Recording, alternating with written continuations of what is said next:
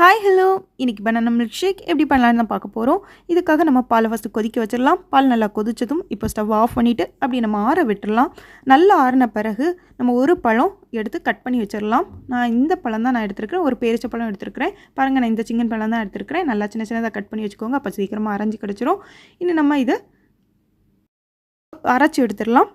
இதுக்கு நம்ம பேரிச்சப்பழம் கூட சீடை ரிமூவ் பண்ணிவிட்டு நீங்கள் இதில் சேர்த்துக்கோங்க. இனி நம்ம இதில் 1 டீஸ்பூன் நம்ம தேன் சேர்த்துருக்குறோம்.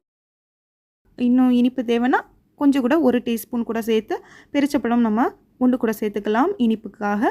நான் இதில் ஃபஸ்ட்டு டேஸ்ட்டுக்காக இவ்வளோ தான் நம்ம சேர்த்துருக்குறேன். அதுக்கப்புறம் வேணும்னா சேர்த்துக்கலான்னு விட்டுட்டேன். பாருங்கள், நம்ம இனி பாலை நம்ம இதில் சேர்த்துலாம். நல்லா கிரைண்ட் பண்ணி எடுத்துக்கலாம். இதில் பால் கரெக்டாக நமக்கு டேஸ்ட்டு வரல, அதனால் ஒரு பேரிச்சப்பழமும் ஒரு டீஸ்பூன் தேனும் சேர்த்துருக்குறேன். இப்போ நம்ம மேலே கொஞ்சம் பாதாம் சேர்த்து குடிக்கும்போது நல்ல ஒரு டேஸ்ட்டாக இருந்துச்சு.